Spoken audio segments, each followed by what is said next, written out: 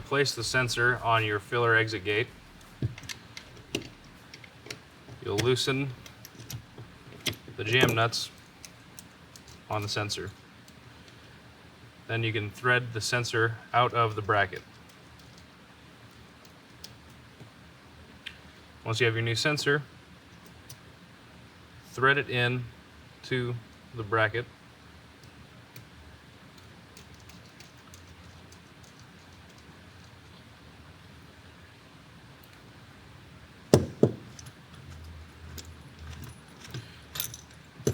When setting the depth, make sure that the face of the sensor does not go past the face of the mount.